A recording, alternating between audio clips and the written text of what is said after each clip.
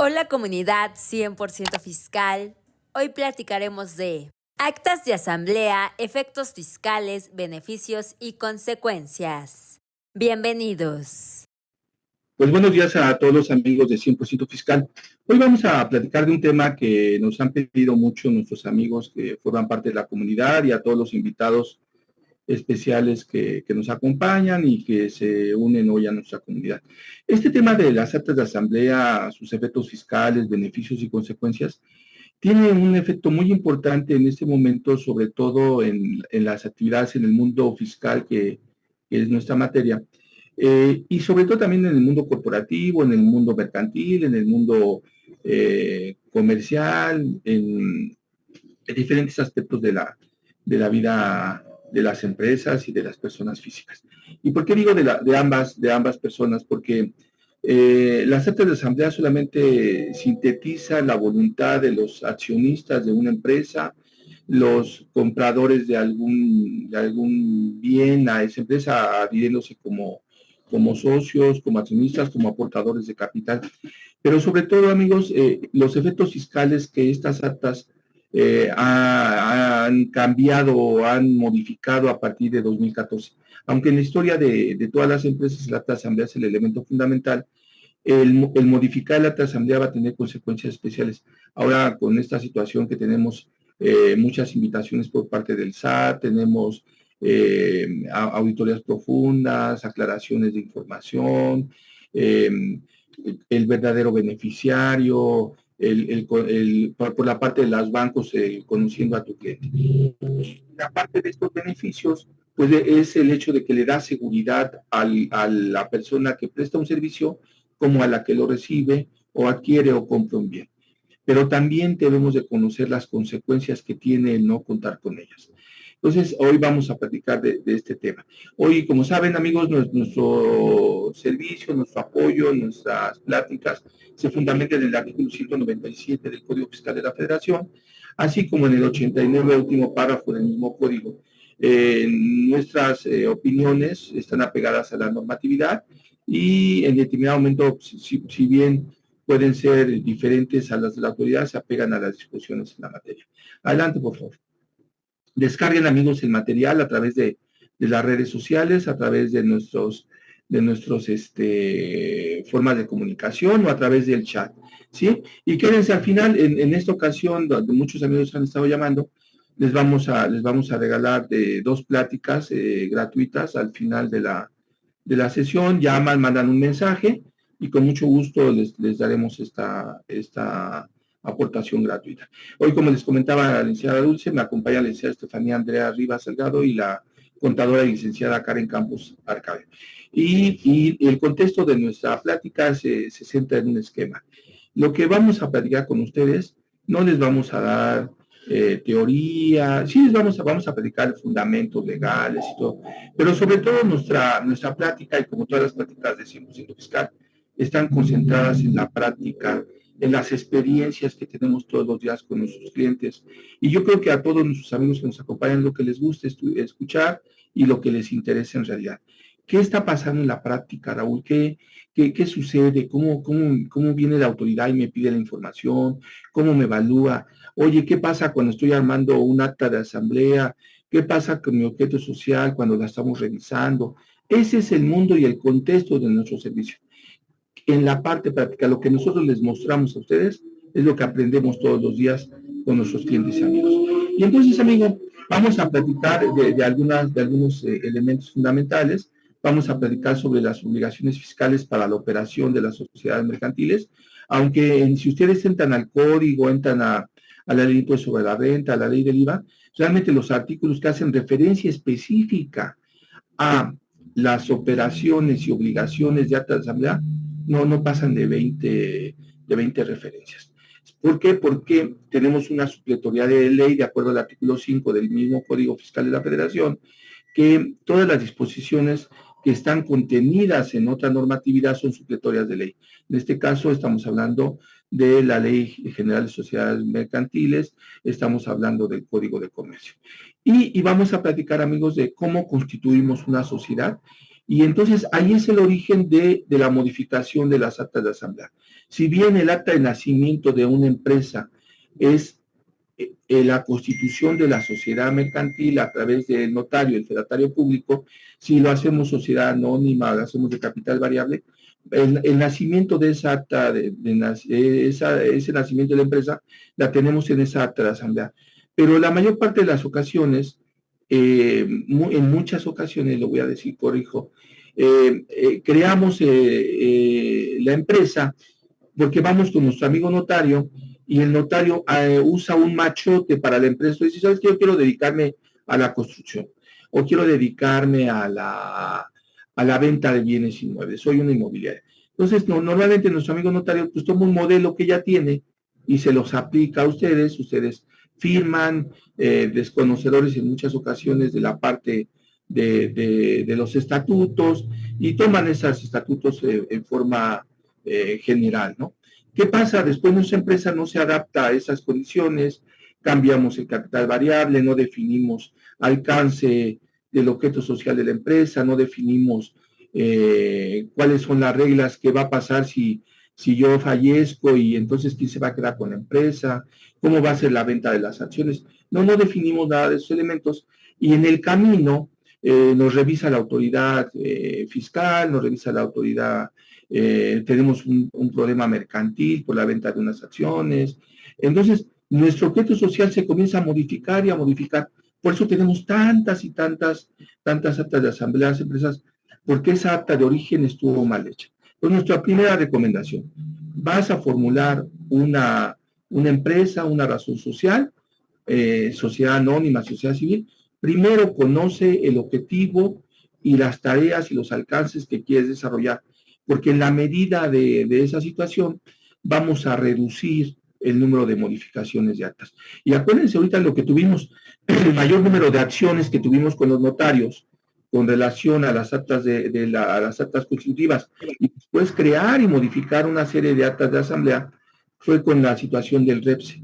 ¿Por qué? Porque el objeto social que teníamos diseñado en el acta constitutiva, cuando la autoridad empieza a señalar REPSE, pues incluso muchas empresas estaban llevando a cabo una actividad económica que no estaba en su objeto social, o su objeto social era muy corto. Y luego está el terreno contrario, ¿no?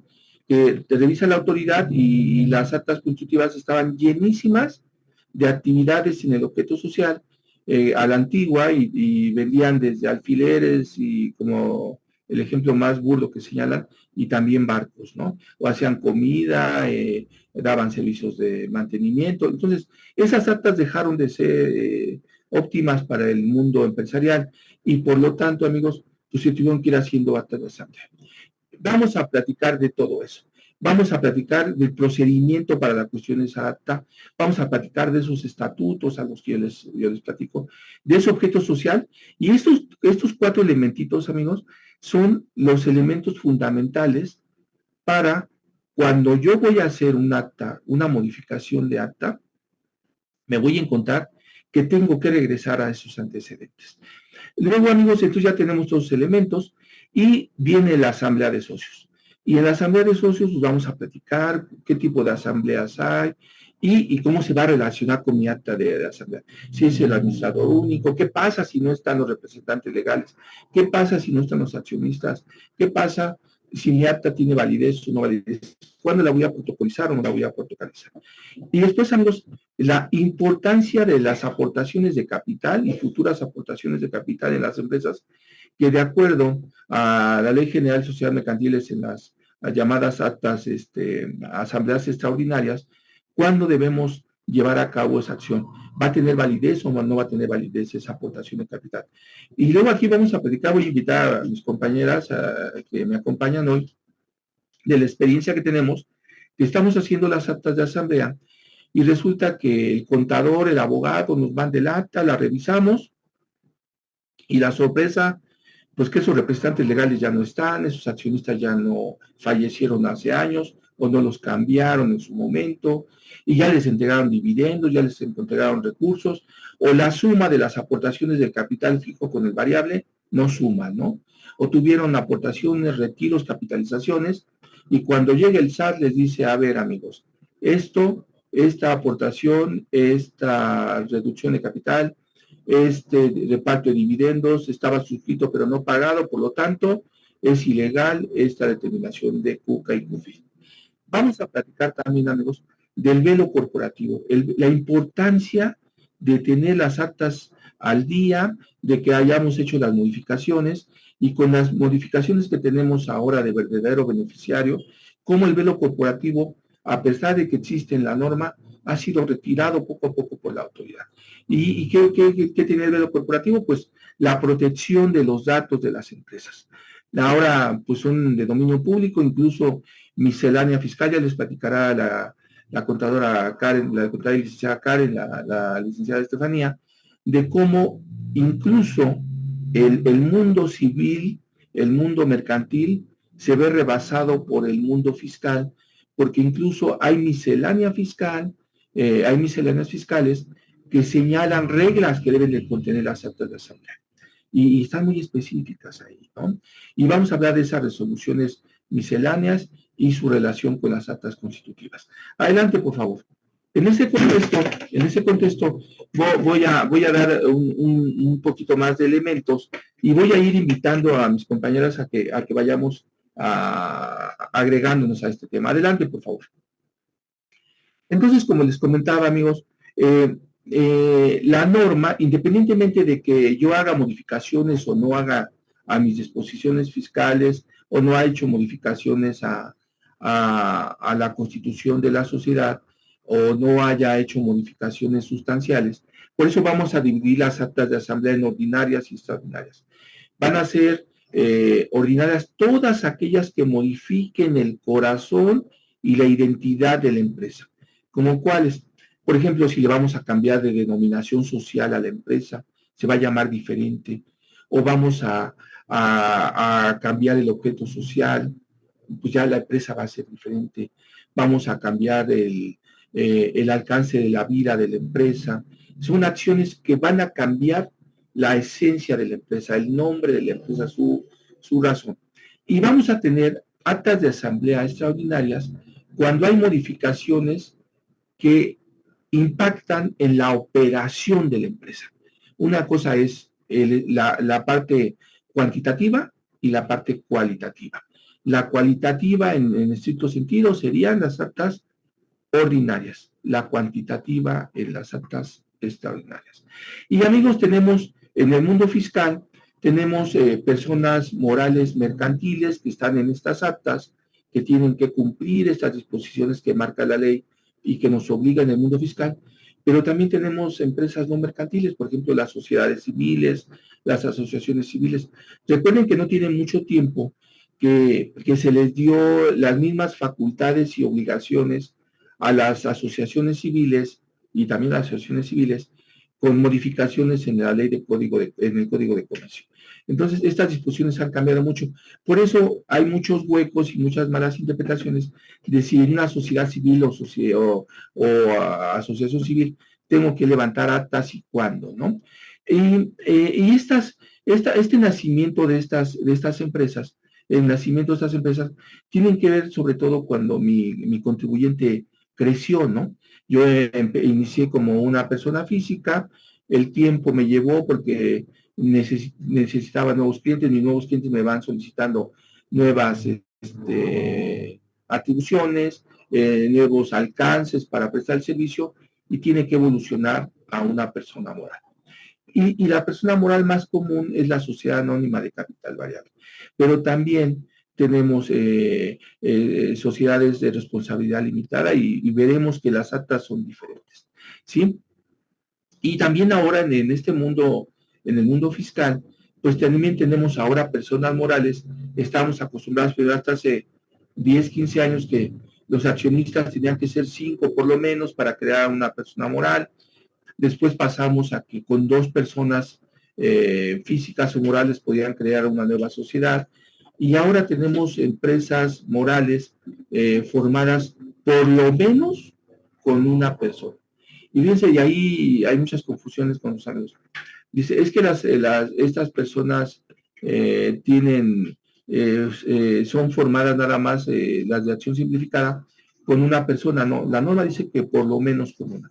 Pueden ustedes formar parte de una sociedad de acción simplificada, 1, 2, 5, 10 socios, ¿sí? Ok. Y entonces esa persona moral, me dicen mucho, y ahí tenemos un choque de concepciones, muchos abogados y sobre todo en el mundo fiscal, es que nos dicen, no, es que la persona moral es una persona etérea que es una figura de ficción en el que solamente la puedo percibir a través de los sentidos, no tiene materialidad. Yo difiero mucho de esto porque en el mundo real una persona moral representa el conjunto de activos, de personal, de infraestructura, de capacidad técnica, y por lo mismo esos bienes están plasmados en un acta,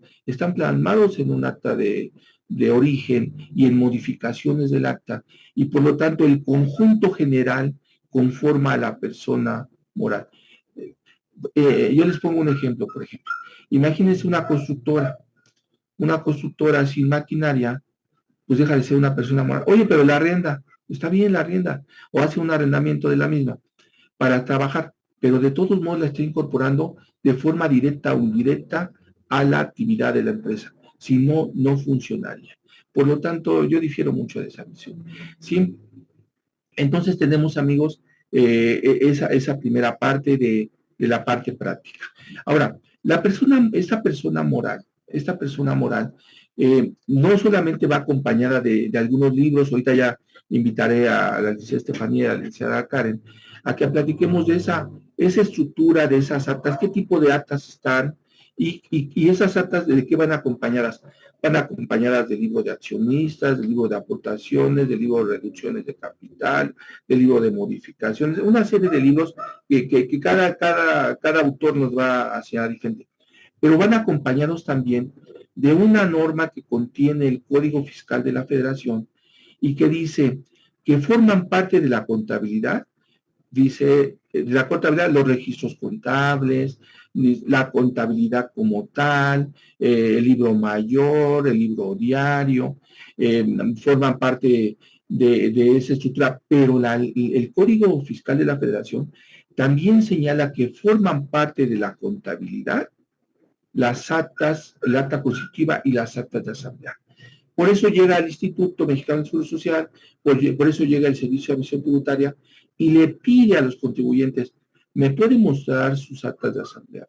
¿Me puede mostrar su acta constitutiva?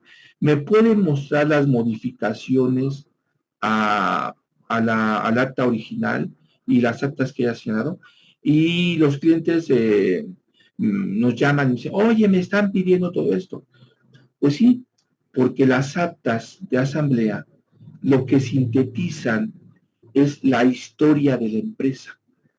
Lo que sintetizan es que decidimos comprar un activo, que decidimos vender una acción, que decidimos modificar el objeto social de la empresa, que decidimos recibir un nuevo socio.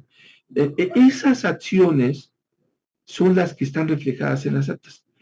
¿Qué pasa cuando, desgraciadamente, la autoridad llega y revisa, ya sea la de seguridad social o la fiscal, y resulta que se hicieron acciones y nunca hubo un elemento que respaldara esa actividad?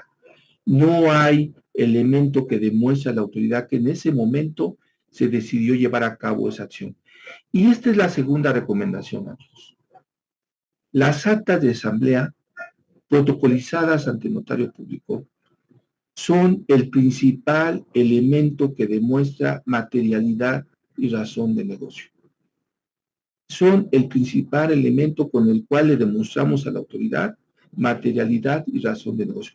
Por eso cuando me dicen, oye, es que no puede ser, actas de asamblea y contratos van amarrados de la mano. Son los elementos fundamentales de la materialidad y la razón de negocio. Y entonces, amigos, tenemos esos libros.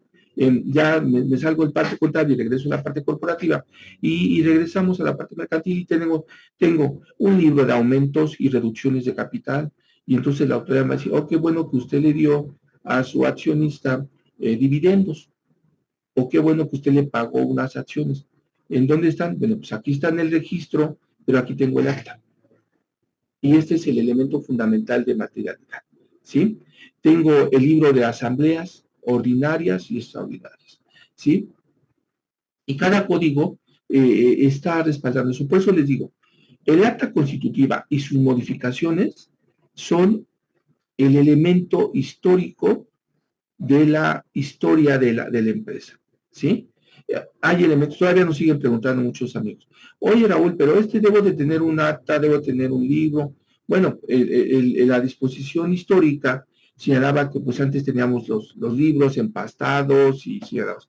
Hoy la norma se ha adaptado a las modificaciones, Código de Comercio, y ha señalado muchísimas disposiciones en el que se debe de señalar que a lo mejor las tenemos encriptadas incluso en materia electrónica, ¿sí? Bueno, cuando llevamos a cabo estas actas, vamos a platicar más adelante. Adelante, por favor, Dulce. En la parte práctica, amigos, un elemento fundamental del acta de asamblea, la importancia de ello en la vida práctica, es que lo que está reflejando es ese crecimiento diario de las empresas o retroceso. Ahorita tenemos muchísimas empresas y de veras es increíble que en este año, técnicamente un año después de que se empezó a abrir y cerrar los pasos del COVID, en este momento las empresas es cuando están pasando esta serie de crisis. Están pasando las crisis que se ven reflejadas ahora en la parte técnica de las empresas. Estamos viendo cómo las empresas tienen pasivos, tuvieron aportaciones de capital, tuvieron reducciones de capital, le hicieron préstamos a las empresas, recibieron en comodato material, recibieron en comodato infraestructura, recibieron en donación, hicieron préstamos, mis accionistas hicieron préstamos a las empresas y ahora la empresa pues no les puede pagar, capitalizamos, no capitalizamos, ampliamos. ¿Qué está pasando con las empresas en este momento? Por eso es importante este tema, porque en este momento estamos tomando decisiones con nuestros amigos en la parte práctica, ¿qué vamos a hacer? Entonces, si ustedes ven las órdenes del día de las sesiones de los consejos de administración, vamos a ver elementos bien interesantes, ¿no? Es que en 2019 le aporté tanto, ¿no? Y no me lo pueden regresar. Es que en 2020 compramos este bien y lo tenemos, pero no lo hemos terminado de pagar. Es que le debemos al SAT, le debemos al fisco, le debemos, pero esa es la parte práctica, pero en la parte técnica le aportamos recursos. Tenemos obligaciones incumplidas. Entonces, todos esos elementos van en estas actas, ¿sí? Bueno, ¿y dónde van estas actas? ¿Dónde van estos elementos, amigos? Estamos obligados, hoy ya platicará la licenciada Karen y la licenciada Estefanía con ustedes, de levantar un acta de asamblea ordinaria, por lo menos durante los primeros 4 meses del ejercicio. Y en esa acta de asamblea, lo que vamos a aprobar son los estados financieros del ejercicio anterior, ¿sí? Vamos a dar a conocer. Por eso es un elemento fundamental de materialidad y razón de negocio. Porque me dicen es que oye, Raúl, cada que hagamos una compra de bienes, un préstamo, un conocimiento del estado financiero, vamos a tener que levantar una acta de asamblea. No.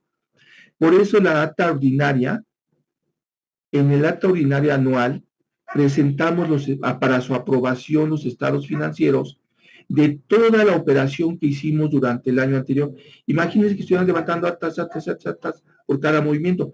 Que hay empresas que yo reconozco y que por aquí veo a 2 personas que son nuestros clientes y amigos, en el que ellos levantan actas de asamblea mensuales, de cierre mensual, extraordinarias y ordinarias. Es una práctica, ¿por qué? Por su número de activos, por su número de movimientos. Es una decisión de ellos y la ley no se los prohíbe, por el contrario, les fortalece toda su parte de materialidad y razón de negocio. Pero la ley dice, levanta, darle valor y reconocimiento al estado financiero del ejercicio y en ese estado financiero pues a lo mejor le vamos a acompañar del estado de resultados, los contadores, cambio de camiseta, me cubrirá de contador, a lo mejor vamos a poner el estado de resultados, el balance general, vamos a poner, algunos ponen el corte mensual, el libro diario, bueno, cada uno va a decir, pero el estado financiero ahí te refleja todo. Entonces ahí va a decir cómo se amplió, cómo se redujo, cómo tuvo utilidad, no tuvo utilidad. Y este es un elemento fundamental para la autoridad fiscal. Acuérdense que también hay modificaciones en la ley del Código Fiscal de la Federación en el que señala que las empresas deberán contener en su información fiscal la aprobación de sus estados financieros y señala técnicamente que lo tenemos que hacer a través del acta de asamblea ordinaria. ¿Sí? Vamos a platicar esa acción. ¿Sí? Entonces, cada empresa va a ser diferente. Vamos a irnos ya, no irnos en la parte muy técnica, ahí con el 182, que hice modificación de estatutos, de objeto social, lo que les comentaba, lo que es de elemento cuantitativo y cualitativo. El cualitativo está aquí en el 182. Voy a levantar un acta ordinaria cuando modifico mis estatutos, cuando cambio mi objeto social, cuando se va a disolver la sociedad, ¿sí? Entonces ahí tenemos el elemento cualitativo, la esencia de la persona. Las extraordinarias son de operación, ¿sí? Bueno, luego tenemos, amigos, hemos tenido casos ahorita muy comunes, que las empresas se vuelven copropietarias, ¿no? Ya figuras fiscales.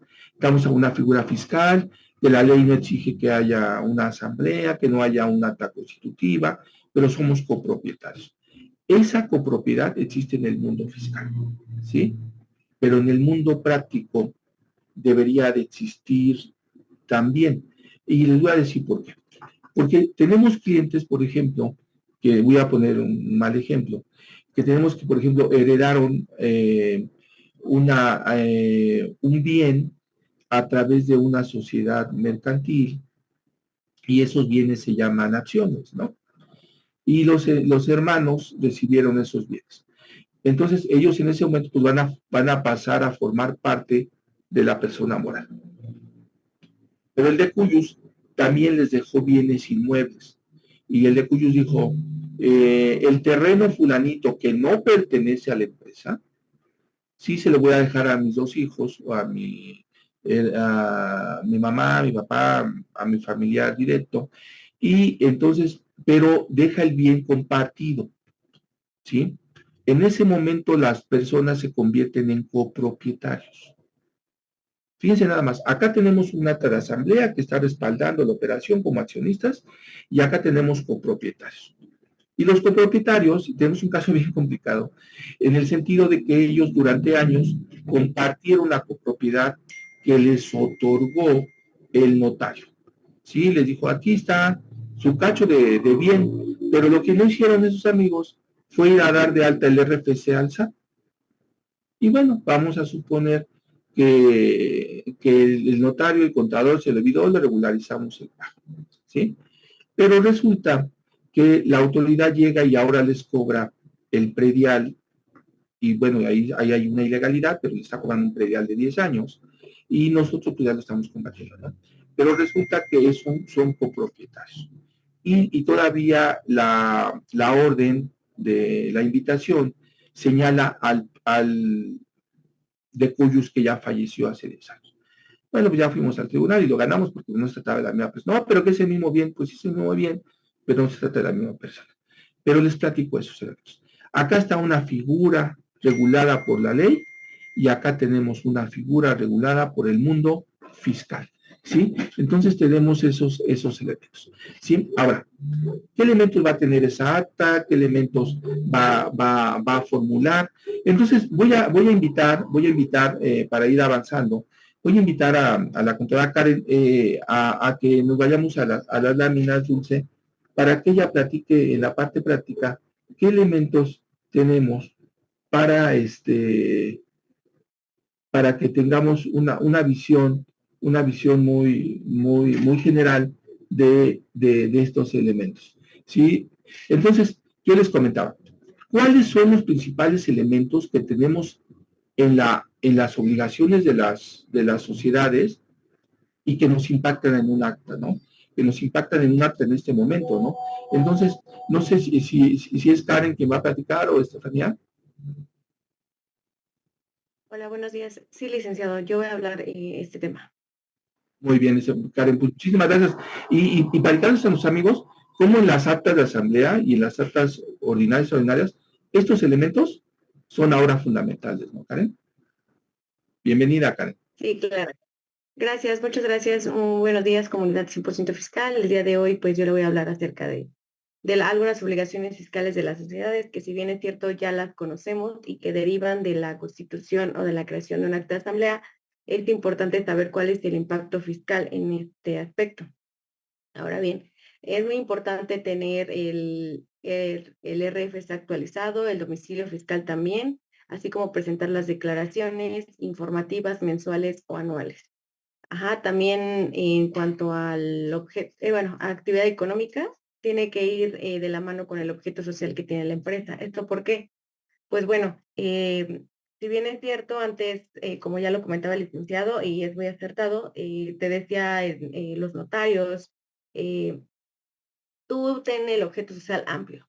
Tú ten todas las actividades habidas y por haber, porque en cualquier momento las puedes realizar y ya las tienes en el acta. Pero ¿qué pasa aquí con la reforma en materia de subcontratación? Pues que bueno, aquí ya te pide, en materia de subcontratación, ahora el servicio especializado u obra especializada. Te dice que tú ya debes de tener un objeto social definido con únicamente las actividades que realizas. ¿Por qué? Porque ya el prestador de servicio, en este caso de obra especializada o servicio especializado, pues ya no va a poder tener un objeto amplio o igual o similar al que tiene la empresa, en este caso el cliente, el contratante. Aquí hay aquí varios en la experiencia, y no me va a dejar mentir, licenciado, tenían esa parte, que tenían un objeto social muy amplio y cuando llegaban a solicitar un servicio especializado, pues ya se empalmaban los objetos sociales junto con la actividad económica y ya ahí tenían un problema porque al final de cuentas la ley decía, la norma dice más bien que ya no va a poder, se va a poder prestar o se va a poder recibir un objeto similar al del objeto social o al de la actividad económica preponderante de la empresa.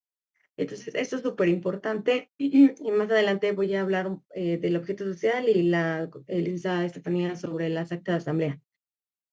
Asimismo, ¿qué más aquí, aparte de presentar todos los avisos? Es muy importante, solamente aquí en avisos, pues entran los cambios de administrador o de aumento o disminución de capital que se tienen que hacer a través del portal. Asimismo, hay que tener los medios de contacto actualizados, llevar la contabilidad, tener el expediente completo. Asimismo, también hablan muy, bueno, derivado de la reforma del 2022, para 2022, perdón, habla sobre el beneficiario controlador. ¿Quién va a ser el beneficiario controlador? Pues bueno, les voy a dar una introducción, pero más adelante voy a hablar bastante del beneficiario contador, ¿no? Aquí, ¿qué pasa? Que bueno, aquí la autoridad te dice que ya va a formar parte del expediente del beneficiario controlador. ¿Y quién va a ser el beneficiario controlador? Pues no únicamente ya se va al administrador único, que es el que primero que se enfocaba la autoridad, sino ahora ya va a quien por medio de manera indirecta o indirecta, ejerce control, toma decisiones o incluso recibe un beneficio económico de la empresa. Entonces, también aquí es muy importante que ahora ya en las actas de asamblea también eh, incluyamos el RFC de los accionistas, del administrador único, y es muy importante, porque si esto no se sigue, pues vamos a tener multas, e incluso, ¿por qué se incluyó esta parte? Pues bueno, porque muchas empresas se constituían con prestanombres. Con prestanombres, incluso nos ha tocado casos en los cuales se roban la identidad. Se roban la identidad de la persona y no está dado alta en el SAT. Entonces ya ahorita se han implementado muchas acciones para poder combatir esta parte del robo de identidad y de que todo en materia corporativa esté a la línea. Y aquí muy de la mano con el SAT y con la Ley Federal del Trabajo. Y ahorita sí ya como hay criterios de colaboración entre todas las unidades, las autoridades recaudadoras y fiscales, pues bueno, ya hay mayor comunicación. La que sigue, por favor. Ahora, Está aquí, licenciado, en cuanto a las obligaciones, no sé si quiera dar algún punto de vista o ya entramos directo a la constitución de la sociedad. Sí, Karen, y qué interesante lo que tú dices, porque yo les comentaba a nuestros amigos hace unos minutos que me decían, oye, esta información, por qué tiene que estar si ya lo sabe la autoridad? Pues mira, la obligación está nueva de que tengo que presentar estados financieros en la declaración del ejercicio de los dos últimos ejercicios, más el votar de los accionistas en la ordinaria, de que autorizamos los estados financieros y reconocemos su validez, va acompañado de todas esas obligaciones fiscales que marca la norma. Y lo que tú señalabas es súper importante, ¿no? El asunto, y lo vamos a usar las palabras que técnicamente no existen, pero las palabras de las empresas fantasmas, ¿no? Todas esas empresas, lo que ha hecho la autoridad es regular que efectivamente los que forman parte de las empresas existan como tales, ¿no? Ahora, lo que señalaba Fernando, la Secretaría de Economía, Fernando, si bien recuerdas, hay una disposición en la norma que señala que estamos obligados a través del los avisos que publicábamos antes en los diarios y decíamos, voy a llevar a cabo una asamblea, ahora lo publicamos en la Secretaría de Economía. Y también hay multas en ese sentido, pero hay una ventaja todavía. Si bien la norma señala que hay sanciones, nosotros todavía no hemos conocido de qué tamaño son las sanciones. La Secretaría de Economía tiene ese problema. Ok, por el otro lado, quien autoriza la conformación de los nombres de las empresas, antes era Relaciones Exteriores, ahora es la Secretaría de Economía. ¿Sale? Ok, ahí tenemos dos elementos. Tercero, se trata de elementos diferentes, sí, pero lo que debemos de recordar en esta parte, que si las autoridades no tienen los convenios de coordinación, no pueden obtener datos de otra empresa, ¿sí? Aunque acuérdense que hay dos excepciones en materia fiscal. Una, que la autoridad a través del artículo 69 del Código Fiscal de la Federación puede determinar y puede determinarte un crédito fiscal, a través de la base de datos de información que contenga en su base de datos o la base de datos de otra dependencia, ¿sí? Y pueden intercambiar información. Cuando hacen esos cruces, Fernando, se encuentran con que los datos no están actualizados. Y nos ha pasado, y te voy a decir, a lo mejor voy a salirme del tema, hemos tenido casos de carácter penal fiscal en el que los datos que tenía la Secretaría de Economía eran totalmente diferentes a los datos que tenía el Servicio de Administración Tributaria. Entonces, el mundo de las posibilidades son muchísimas, Fernando. Al final, si quieres, platicamos un poquito, me adentro un poquito más en este caso, en el caso de por qué las autoridades tienen que pedirme, porque es muy común. Ayer estábamos en la reunión de la Asociación de Empresarios y nos comentaban, alguno de ellos un poco molesto, decía, es que no es posible que me pidan doble información. No, lo que pasa es que la información, lo que está haciendo la autoridad es cruzar datos para darle veracidad. Pero con mucho gusto platicamos el rato con Fernando. Adelante, Karen, por favor. Y esto es súper importante, ¿no, Karen? Constituir la sociedad y ahora así modifique, ¿no? Y tengo una serie de datos que van acompañadas. No hay póliza del corredor público, la acta constitutiva no fue registrada en el registro, bueno, en el registro público de la propiedad, en el registro federal de contribuyentes, un desorden de datos, ¿no? Adelante. Y ahorita Raúl tiene en el despacho, por ejemplo, estamos corrigiendo RFCs de actas de asamblea y también CUR, ¿no? Que tenemos una serie de observaciones por parte de la autoridad fiscal en ese sentido, ¿no? Porque el RFC no pertenece a la persona que aparentemente es, ¿no, Karen? Ok. Bueno, muchas gracias, licenciado. Y ahora voy a hablar sobre la Constitución y el procedimiento para realizar la Constitución de una sociedad. Bueno, para realizar la constitución de la empresa, pues obviamente primero hay que pedir autorización y aviso con el uso de nombre de la razón social. ¿Por qué? Porque pues si bien es cierto, hay muchas empresas con el nombre similar y debemos de tener una personalidad única. Ahora bien, se tiene que hacer un acta constitutiva. Esta se tiene que llevar al corredor público para la obtención de un folio mercantil y posteriormente dar de alta en las instituciones, bueno, en el SAT, en el Servicio de Administración Tributaria y ante el Instituto Mexicano del Seguro Social.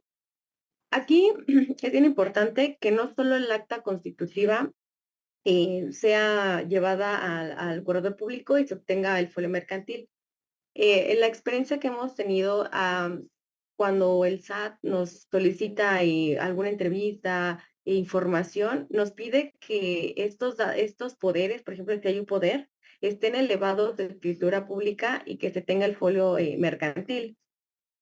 Entonces, es muy importante también tener ahí lo que comentaba el licenciado, el libro de socios y accionistas, en donde te va a dar pues un panorama general de cómo ha cambiado la sociedad, que si se ha aumentado de capital, si se ha disminuido, si han entrado nuevos socios, el tipo de acciones que se tengan, que más adelante la licenciada Estefanía lo va a platicar más a fondo.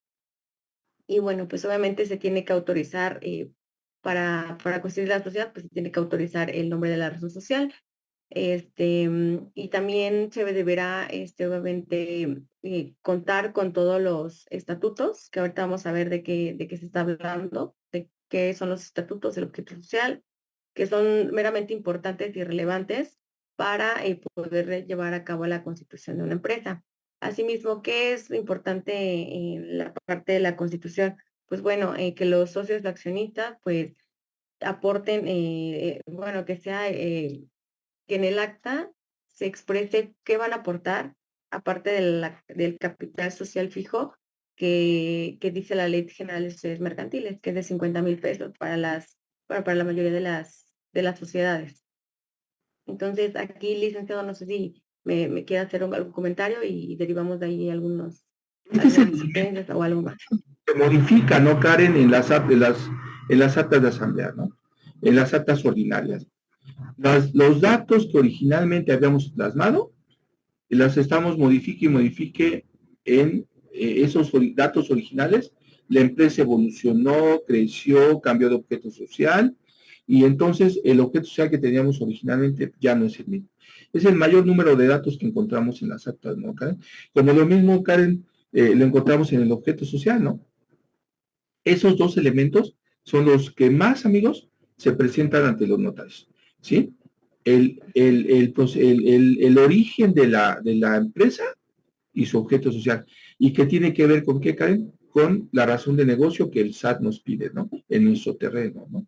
Son lo más común que tenemos en este momento. ¿Y qué pasa, amigos, para que saquemos de la tercera recomendación? Los que tienen REPSE, ¿sí? Los que tienen servicios de REPSE, recuerden que la Secretaría del Trabajo acaba de publicar un dato que lleva 1,500 revisiones de REPSE, y de esas creo que el dato era que más o menos que había cancelado 500 permisos de REPSE, ¿no? O sea, una tercera parte. Pero las multas andaban sobre los 1,500 millones de pesos, ¿no? Ya por errores REPSE. ¿Y dónde estaban los errores REPSE, amigos? En que subimos, ¿se acuerdan cuando estábamos dando de alta los REPSEs? Subimos el acta constitutiva y marcábamos el objeto social, y de ahí derivábamos todas las respuestas, ¿te acuerdas, no, Karen? ¿se acuerdan en ese tema? ¿Y qué creen? Que ahorita que llega la autoridad, resulta que lo que señalé, marqué y me autorizaron, no correspondía a lo que realmente yo estaba haciendo, ¿no? Y cuando hacen el cruce, la respuesta, y se los doy para que no se nos vayamos a asustar en este tema, y a lo mejor usa la palabra muy fuerte, es que después de la revisión REPSE ha estado llegando el SAT y el IMSS, ¿sí? Y a ver, ¿cómo que te voy a ir a aplicar las multas? Porque cuando llenas el CFDI 4.0, el objeto fiscal no coincide con tu constancia de situación fiscal, ¿no? Y luego llega el instituto y te dice, a ver, como que los trabajadores que estás utilizando no pertenecen a la actividad que diste de alta, ¿no? Hay que tener mucho cuidado. Por eso, ahorita que terminando la plática, vayan corriendo a ver sus actas de asamblea. Vamos a ver nuestra asamblea, y si no, pues las revisamos aquí ya saben que como amigos les echamos una revisada y vamos a corregirla, no va a pasar nada. Realmente los costos son muy económicos con nuestros amigos notarios, con nuestros amigos corredores. Hay que levantar el acta de asamblea, hay que levantar primero hacer la reunión, hacer la convocatoria, y modifiquemos esos problemas que tenemos ahorita para que sigamos adelante. Adelante, Karen, y perdón que me metí mucho en tu tema. No, licenciado, está súper bien porque así, intercambiamos ideas y también de los casos que hemos tenido en el despacho, ¿no? La que sigue, por favor. Gracias, Sol. Ok. Ahora, ¿qué va a pasar en cuanto a los estatutos de de la sociedad? Pues son muy importantes porque son las normas que van a regir el funcionamiento corporativo de la sociedad. En estas cuales entrarían, pues bueno, el objeto social, la razón o la denominación, la duración de la misma, que puede ser indefinida, o por cierto tiempo, el capital que se va a aportar. También vamos a ver lo de la manera en cómo se debe de administrar la sociedad y las facultades que van a tener los administradores o incluso los poderes que se van a otorgar o que se podrían otorgar. Asimismo, es muy importante aquí que los estatutos estén, la manera en cómo se van a distribuir las utilidades y las pérdidas dentro de los miembros de la sociedad. Asimismo, si se va a regir por accionistas, o por un consejo de administración. Aquí también hablan, bueno, en los estatutos también habla sobre la reserva, el importe del fondo de reserva y los casos en los cuales la sociedad podría disolverse de manera anticipada. Ahora también, en los estatutos es importante definir, en dado caso, cómo se va a practicar la liquidación de la empresa y cómo se va a proceder a la elección de los liquidadores que van a participar. Asimismo, los derechos y obligaciones que tienen los socios, porque recordemos que, bueno, así como tienen un beneficio, también van a tener algunas obligaciones. También es importante mencionar que, bueno, que se debe de expresar el capital fijo, el capital fijo y el capital variable que aporten los socios, y así como las acciones que se van a distribuir, el importe unitario por acción, y en dado caso si se llegarían a incluir nuevos socios y se van a expedir nuevas acciones, ¿qué tipo de acciones podrían ser? ¿Y qué facultades o qué de esas acciones que se van a aceptar en dado caso y en el capital variable, cuáles van a ser los derechos a los que van a tener esos nuevos socios adquiriendo las nuevas acciones por parte de un aumento en el capital variable de la empresa? Como lo relevante que tendría que tener los estatutos de la sociedad. Recordemos que esto es muy general porque cada empresa va a ser única, entonces se va a adaptar a las necesidades de los socios y qué quieran, pues sí, qué quieran proyectar, cuáles son sus objetivos y cuál es el giro de la empresa. Esto es súper general, pero como les digo, también el objeto social va a ser, ¿cómo se puede decir? Va a ser general, pero uno le va a dar la personalidad y el enfoque al negocio o a la empresa. ¿Qué, licenciado, algo que quiera No, comentar? no, es súper importante. Ahorita vamos a platicar que estos elementos van a ser determinantes, ¿no? Son, a lo mejor, como tú dices, son los elementos de datos, pero que en realidad son el elemento sustancial de la empresa, ¿no?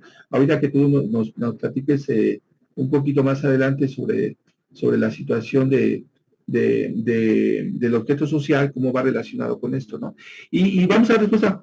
Nuestro amigo, no sé quién sea, ahora sí voy a hacer como las películas estas de inteligencia artificial, nuestro amigo 52553, no vemos su nombre para hablar por su nombre a nuestro amigo. Fíjate que qué interesante pregunta, amigo. Dices que eres el auditor, ¿sí? Y fíjate que en las normas de información financiera hay una diferencia entre el auditor y el dictaminador, ¿eh? Es primer elemento, ¿no? Y yo estoy formulando un dictamen fiscal, entonces ese dictamen fiscal va a tener ciertas características, va a tener un cierto número de ingresos, un cierto número de trabajadores, un cierto número de obligaciones. Y ahora los dictámenes fiscales tienen una característica especial. Pero lo que sí está que es diferente. Recuerda que cuando somos cherifes de las empresas, cuando somos los comisarios de las empresas, solamente somos los vigilantes. Y yo creo que ahí puede haber un problema porque no puede ser juez y parte. No puede ser juez y parte. Entonces, el comisario, su tarea es precisamente vigilar el cumplimiento de las obligaciones, ¿sí? Y hay que tener mucho cuidado porque el comisario en la norma sí tiene obligaciones muy fuertes, ¿no? Porque nos convertimos en determinado momento en obligados solidarios. y te lo platico, yo soy muy duro en las empresas que soy comisario, soy muy duro porque mi trabajo precisamente, más que incluso por encima del contralor interno o del contralor de la empresa, pues que ellos tienen la obligación de revisar. Y cuando nosotros tenemos las sesiones de comisario en las que nos invitan a las sesiones que, por cierto, a veces las empresas nada más es una reunión al año y invitan al comisario, en esa sesión pues somos muy duros, ¿no? Y hay, por el otro lado, hay gente que tiene de comisario a su pariente, a su compadre, y no vigila nada, ¿no? Pues ese no es comisario, ¿no? Necesitamos, los comisarios somos los que vamos a observar y marcar los, los faltantes, no quiero decir las diferencias, los faltantes que a la empresa no ha llevado a cabo. Y yo creo que como dictaminador fiscal no puede ser juez y parte, ¿sí? Adelante. Y estamos aquí para servirte, amigo. Y Karen, pues seguimos, Karen, vamos a hablar. Y aquí vienen los estatutos de esa sociedad, Karen, cómo están relacionados ahorita con materialidad, razón de negocio, objeto social, y cómo están obligados con estos reportes REPSE, con estos reportes que las empresas, fíjense amigos, los que nos acompañan, ahorita los bancos, y ya les hemos platicado en otras pláticas, ya les hemos platicado en otras sesiones, porque son pláticas, en realidad son pláticas, digo, platicamos de nuestras experiencias y aprendemos mucho de ustedes todos. Dice que el que quiere aprender, el que quiere crecer tiene que enseñar y tiene que escuchar. Nosotros aprendemos mucho de ustedes. Yo les comentaba en este sentido. A ver, tengo los estatutos de la sociedad, tengo los elementos de la sociedad, estas obligaciones que tienen que ver con el REPSE, que tienen que ver con el SAT, me están revisando. Voy a mi constancia de situación fiscal y mi constancia de situación fiscal, le estoy dando ciertas actividades, un porcentaje de actividades, ¿no, Karen? Y después voy a amarrar ese dato con mi CFDI, ¿no? ¿Saben qué está pasando muy fuerte?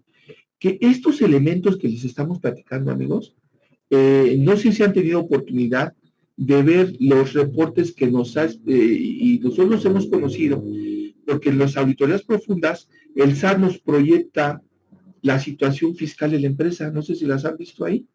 Y nos han proyectado, incluso cuando hemos atendido esas visitas y que nosotros clientes, la autoridad le manda al cliente y en el reporte que manda el cliente viene el nombre de la empresa, el RFC, la relación con qué empresas está, el CFDI, cuántos CFDIs tiene, le dice las diferencias, es inteligencia artificial. Y nosotros nos sorprendimos en esos informes de que todos esos datos que estaban en el acta, ¿no, Karen? Están en esos reportes que la autoridad le entrega a nuestros visitados, ¿no? A nuestros clientes. Entonces, y yo platicando con uno de los auditores y platicando con un subadministrador y un administrador, nos decían, es que todos esos datos a nosotros nos los da el mismo contribuyente, ¿no? Cuando nos entrega sus actas constitutivas, me entrega un acta de asamblea, me entrega sus contratos de préstamo, nosotros vamos vaciando esa información y lo que tenemos con la inteligencia artificial, revisamos, oye, ¿cómo que aquí tiene préstamos, tiene CFDI de préstamos y no me los ha reportado, pero tenemos un contrato? O tenemos CFDIs, pero no tenemos al revés el contrato, o tenemos el contrato, no tenemos el CFDI. La superimportancia de los estatutos de la sociedad, la superimportancia de las modificaciones en actas de asamblea, ¿no, Karen? Platícanos de esta situación y qué hay adentro de esas actas y esos estatutos, ¿no? Sí, claro, licenciado. Antes de comentarlo, me gustaría, hacer un comentario referente a a la pregunta que hace el auditor. Y no sé si recuerda que hace tiempo vimos esa parte que si las facultades y el alcance que tiene el comisario. E incluso revisamos en tesis de jurisprudencia y decía prácticamente lo que usted, que no puede ser juez y parte dentro de la empresa. Entonces aquí es muy importante delimitar las actividades y responsabilidades que tiene el comisario.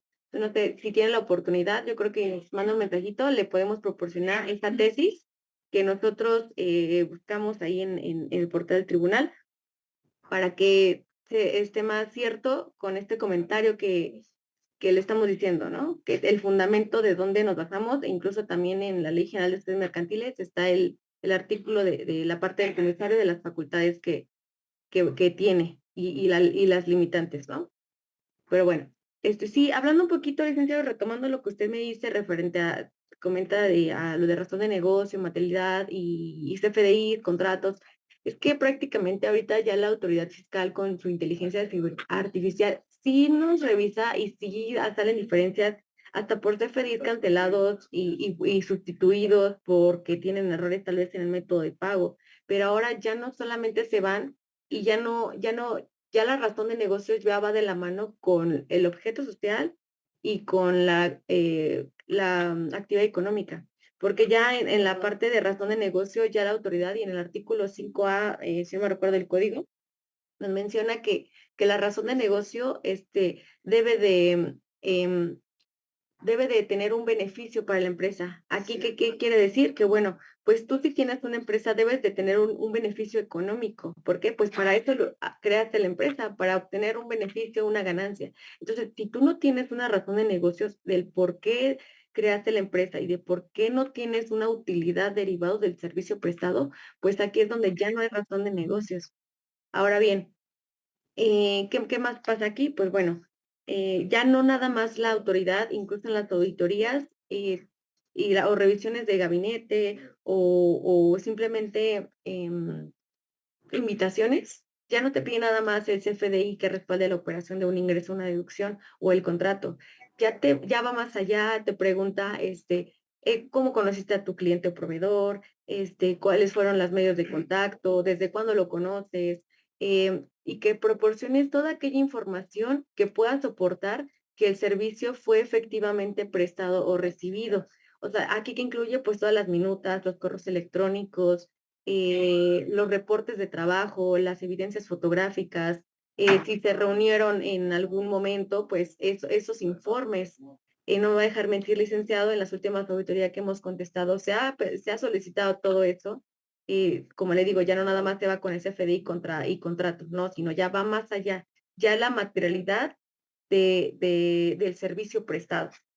Entonces aquí hay que tener, y una recomendación que les hacemos como, pues sí, como comunidad, es que tengan el respaldo de todas las operaciones con clientes y con proveedores. Ya no nada más se queden con el contrato y SFDI, sino vayan más allá de la evidencia.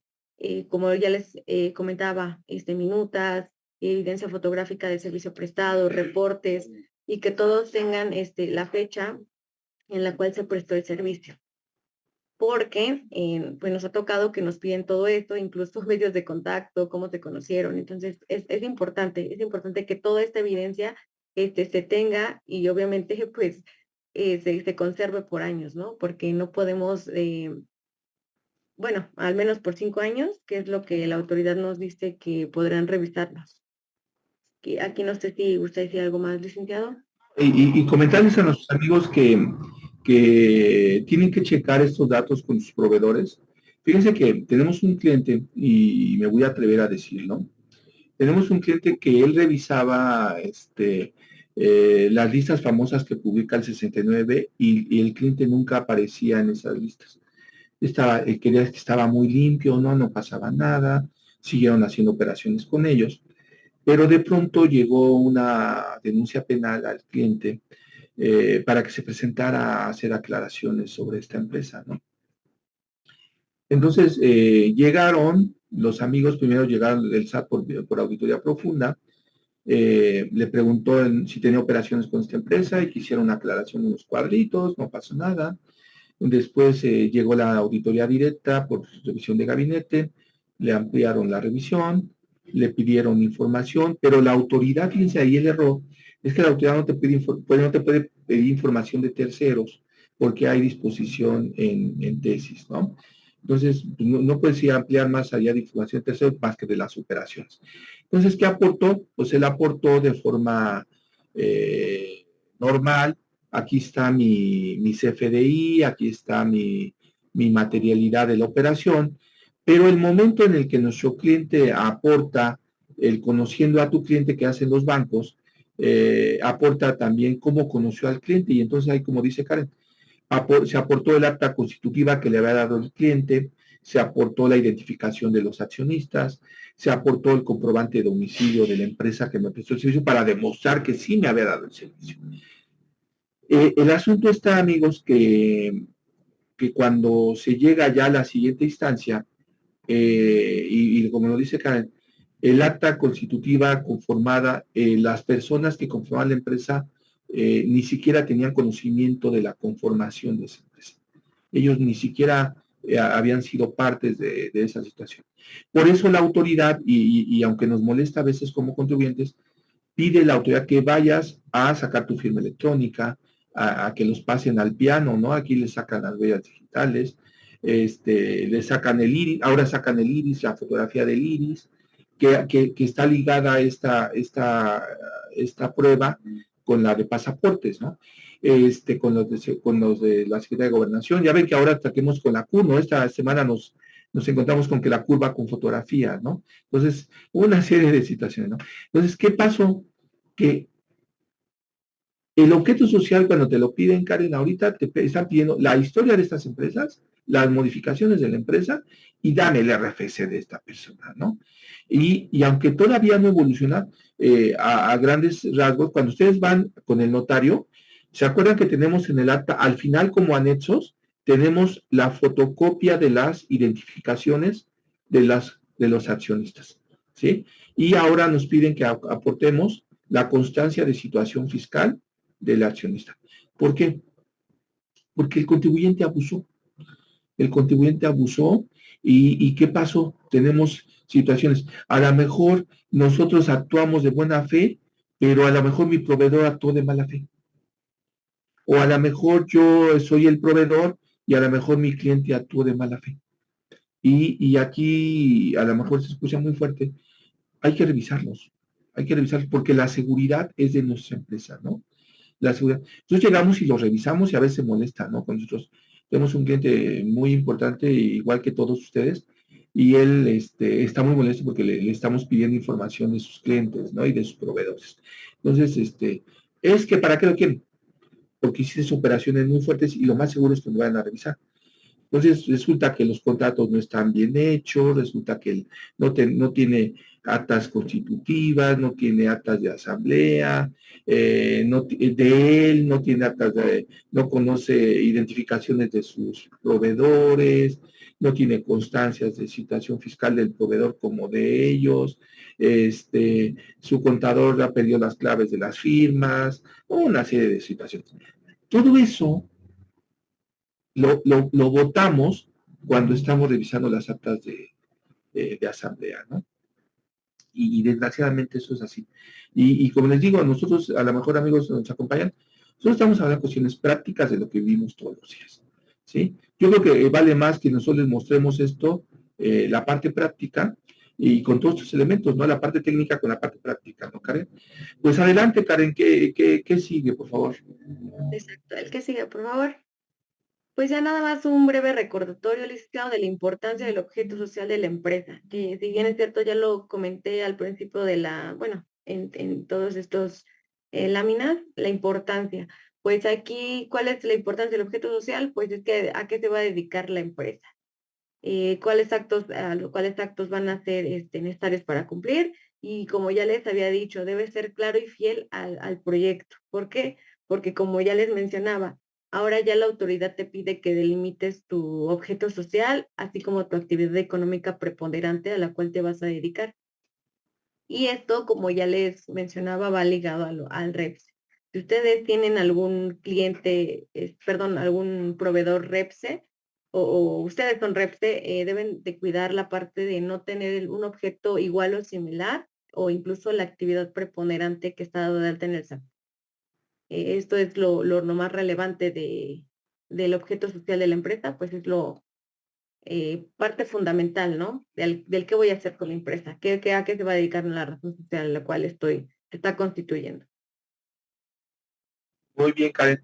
Pues quédate con nosotros, Karen, y voy a invitar a Estefanía, a la licenciada Estefanía Rivas. Sí. Y ahora viene el tema y me dicen, oye, ¿y cuándo levantamos el acta, no? ¿Cómo le hacemos para levantar el acta? ¿O por qué tengo que levantar el acta, no? Y el elemento fundamental, pues, No es decirles, ahora mira, llenas el acta y le pones estos datos, ¿no? Pero, ¿qué refleja el acta, no? El acta, en primer lugar, va a reflejar las decisiones que tome la asamblea de socios, ¿no? Son las decisiones que están en el artículo 178 o accionistas, porque ahí vamos a tener una gran dilema, ¿no? Me dicen, van a decir mis compañeros abogados y mis compañeros contadores, oye, Raúl, que los accionistas son independientes de los socios, sí, bueno, pero la ley en el artículo 178 tiene un montón de problemas ahí.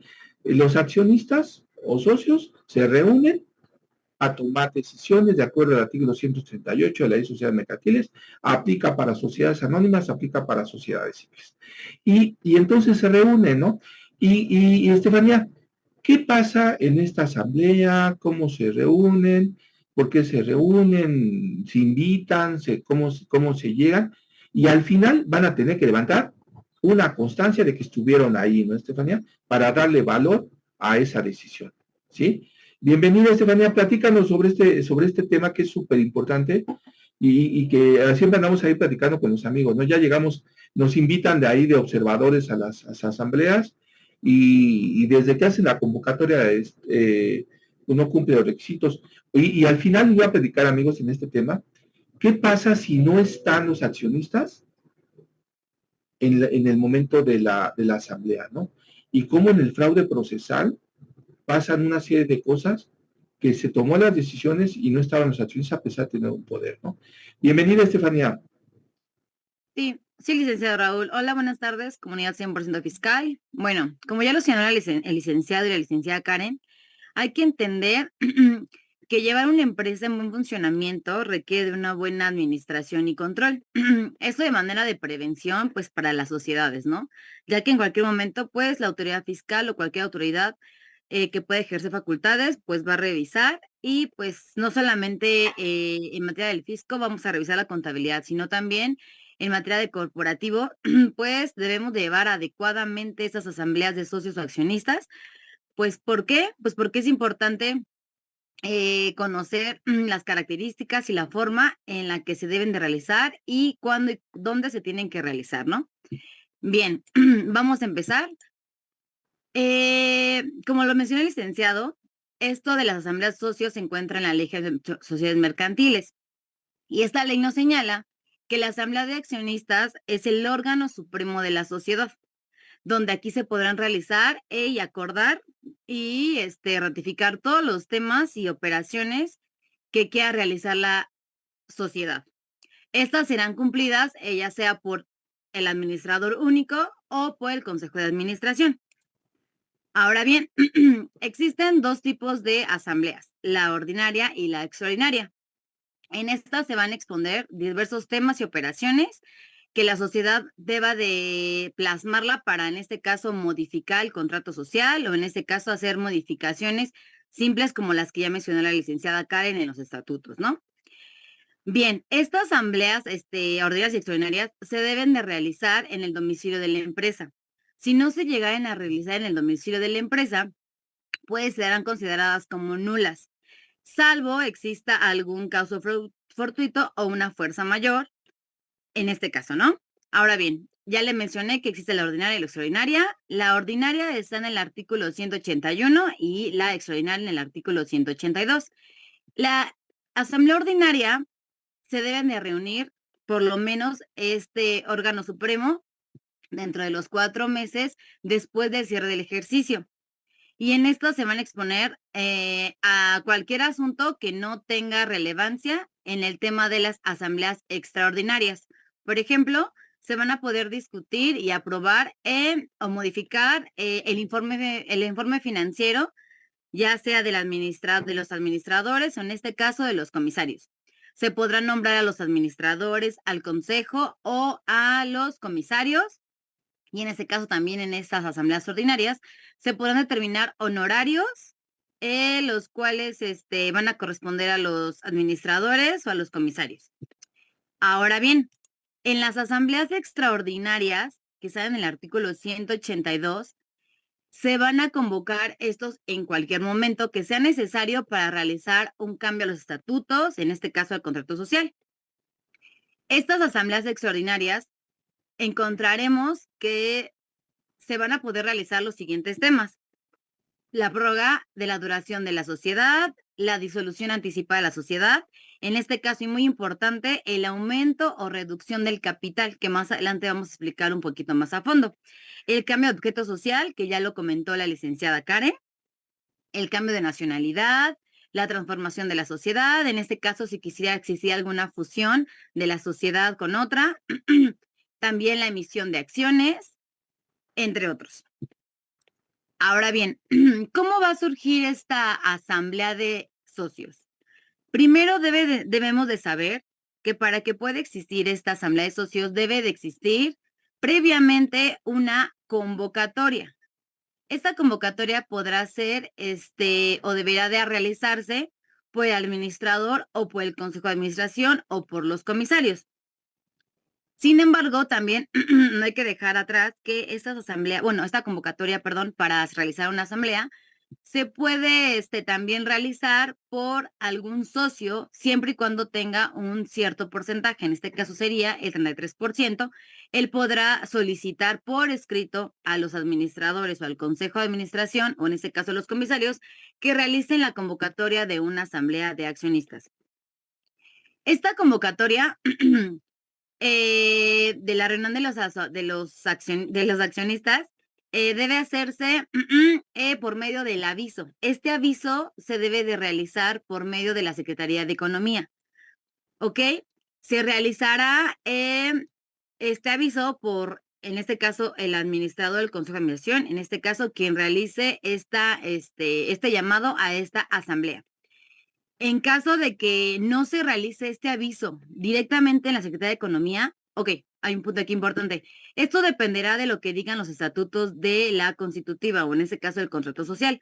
Si el contrato social señala que será conforme la norma, se debe de realizar una convocatoria que esté establecida en la Secretaría de Economía por medio de un aviso. Si fuera el caso que dice que dependiendo del porcentaje de los accionistas, esta asamblea podrá ser convocada por escrito, dirigida directamente a los socios, que sean el domicilio fiscal y previamente 15 días antes de que sea esa reunión. Ahora bien, ¿cuáles son los requisitos que debe de conformar esta convocatoria? Uno, debe de llevar el orden del día. ¿Qué se va a realizar en esta asamblea? ¿Qué temas se van a utilizar? Y sobre todo debemos de ser súper específicos sobre el tema que se va a realizar en esta asamblea.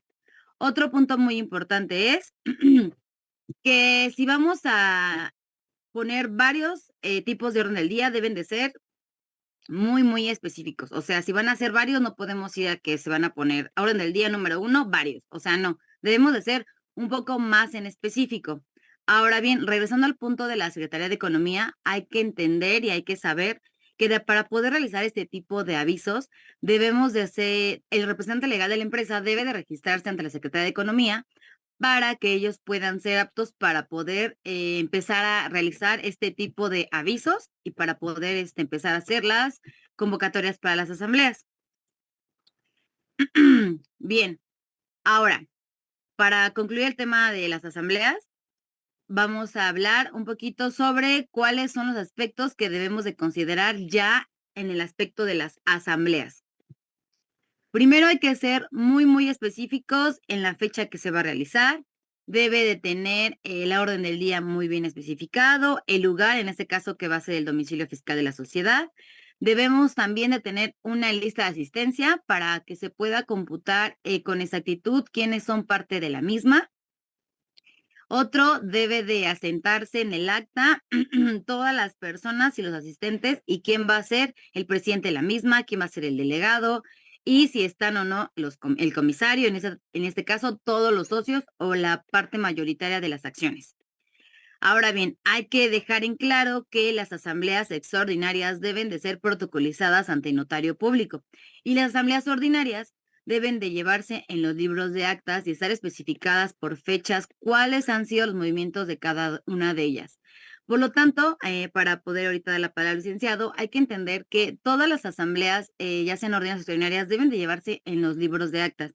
Y sobre todo, las empresas deben de tener un orden de las fechas en que se están realizando, ya que tenemos o han ocurrido empresas que tienen muchas asambleas ordinarias o en este caso extraordinarias, que aún no han sido protocolizadas o registradas en los libros de actas. Y esto es importante, ya que no se puede tener una cronología cierta de todos los movimientos que le han hecho a los estatutos del contrato social. No sé, licenciado, si tenga algún comentario respecto al tema. Sí, Estefanía, fíjate qué interesante, ¿no? Fíjate que hay una cuestión que también es súper importante. Amigos, tuvimos una empresa en el estado de Guanajuato que en un solo día llevaron a cabo 7 o 8, no me acuerdo, 7 o 8 asambleas extraordinarias. No sé el notario que pensaba, ¿no? Hizo una a las 10 de la mañana, otra a las 11 de la mañana, otra a la 1 de la tarde, o sea, todas. Pero ningún acta tenía el horario, ¿no? Entonces, quinta recomendación, todos los datos que van a poner en las actas, Estefanía, debe de estar, incluyendo, por ejemplo, en este modelo, hasta el horario en que se llevó a cabo la reunión, ¿no? Porque ayer platicaba con nuestra compañera también, Karen y Sayuri, teníamos una persona que llevó actas de asamblea y duraron las asambleas con una listota de orden del día y duraron 20 minutos, ¿no? Entonces, no, espérate, pues como que duraron 20 minutos, ¿no? Ni siquiera se tardaron en registrarlas, ¿no? 2. ¿Qué pasa, amigos, con las actas de asamblea que durante el COVID se empezaron a llevar de forma electrónica? ¿Sí? ¿Qué pasa con esas actas? Por ejemplo, las llevamos a través del Zoom, ¿no? Porque teníamos a la gente con riesgo de esta situación y ahora ya se convirtió en una práctica, ¿no? Yo tengo a mis accionistas en el domicilio fiscal del que tú señalabas, porque así lo hacía la disposición, pero también la autoridad ha flexibilizado ese punto.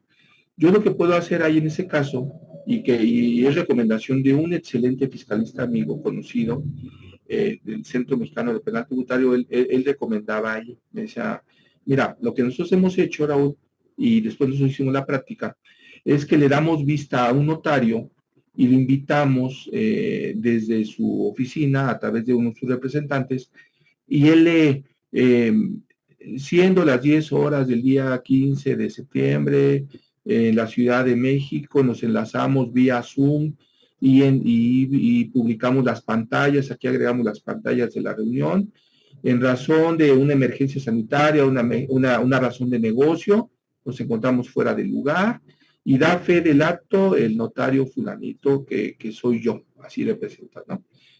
Se da la lista de asistencia, se toman los acuerdos, y lo que él agregó, amigos, que es muy interesante, ¿sí? Nuestro amigo lo que designó, y que creo que es un elemento fundamental, igual como cuando vamos a las comparecencias en materia penal administrativa, agregaron la grabación y la transcripción de todo lo que se habló en la reunión, ¿sí? Desde los saludos, hola, ¿cómo estás? Y todo lo que se hablaron, y ahí está la transcripción. Y el señor notario lo que hace es validar esa operación y darle los elementos prácticos. Esa acta ya fue revisada por la autoridad para un efecto, y efectivamente, no les digo para qué efecto, porque bueno, pues esto es una razón diferente, hay una separación de socios. Acuérdense que crear una empresa pues es un matrimonio, ¿no? Técnicamente es un matrimonio. Entonces se le dio la validez, y ahora muchas empresas están practicando llevar a cabo las actas, levantar actas de asamblea y toma de decisiones, o consejos de administración, o reuniones de accionistas a través de la forma electrónica. Pronto tendremos más elementos sobre este tipo de modelo, ¿no? Entonces, eso es súper importante, ¿no, Estefanía? Ya estamos en otro momento, estamos en otra tecnología.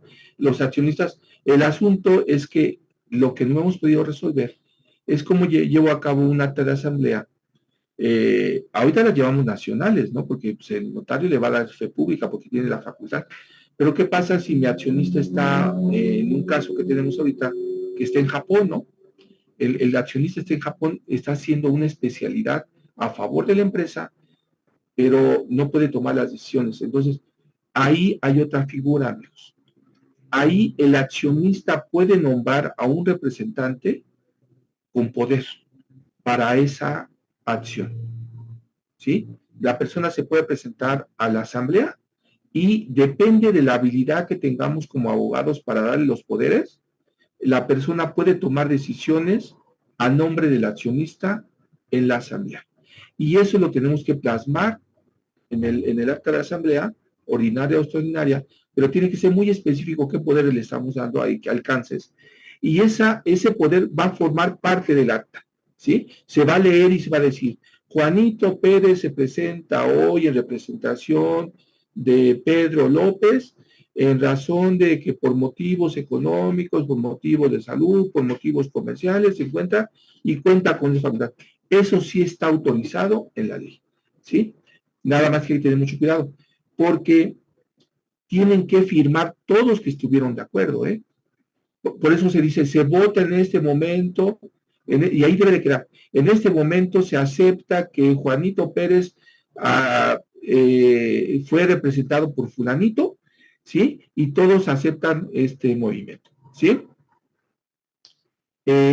Y la parte, ahorita platicamos con Gladys. Sí, sí, Gladys, ahorita te comento. Es muy importante lo que tú preguntas, porque la forma electrónica cambió, ¿no? El libro de actas electrónico cambió. Entonces, en ese sentido, Estefanía, hay dos variables muy interesantes, ¿no? La forma electrónica de las actas, el llevarlas a cabo por la vía del sistema indirecto a través de medios de comunicación, y la representación de las personas con poderes para llevar a cabo una acción en nombre del poseedor de las acciones, ¿no? Lo que llamamos, o también a personas que actúan en las asambleas con el reporto, ¿no? El famoso reporto, ¿no? A mí me prestaron las acciones y yo las ocupo para un fin, pero también tengo derecho a votar en las asambleas, o simplemente son una garantía. Acuérdense que las acciones son una garantía para que una empresa pueda obtener un beneficio, ¿no? Entonces, es un mundo este de las actas de asamblea en la parte práctica. Dejen ya la parte teórica, ¿no? La parte práctica, estas asambleas conllevan una serie de elementos, ¿no, Estefanía? ¿Qué más nos comentas, Estefanía, sobre estos temas? Sí, bueno, ese tema, pues, como usted lo comenta, obviamente van a haber muchísimas variables entre cómo las asambleas se reúnen, cuáles deben llevarse a protocolizar, cuáles son los procedimientos. Entonces, sí debemos de tener en cuenta que este tema es importante. ¿Por qué? Pues porque al final es, pues, la cabeza de todo lo que es la sociedad, ¿no? Entonces, sí hay que llevarlo en orden y sobre todo, pues, de acuerdo con la norma. No sé si queremos avanzar, Lick, a la que sigue, que es sobre el tema de aportación de capital y futuras aportaciones de capital. Sí, sí, sí. Vamos a comentar sobre este tema porque es parte de las asambleas extraordinarias, ¿no? Y es un tema importante porque llega la autoridad y ahorita lo que tenemos el mayor número de problemas, ¿no, Steph? Es que las empresas hicieron préstamos a la empresa durante el COVID o ya en la vida diaria, hacen préstamos o hacen la aportación de capital o la otra figura, la futura aportación de aportación de capital. Acuérdense que la aportación de capital, en cuanto llega el recurso, en el acta de asamblea, definimos que es una aportación de capital y lo incorporamos al esquema financiero de la empresa y al esquema contable. Una aportación para futuro aumento de capital se aporta a la parte contable, pero no se va a convertir en capital, sino hasta que la asamblea se reúna y determine que se trata de una aportación de capital, ¿no? Entonces, platícanos a grandes rasgos esas aportaciones, porque tenemos la idea de que la aportación de capital siempre debe de ser económica, ¿no? Hay otras figuras de aportación de capital, ¿no, Esther?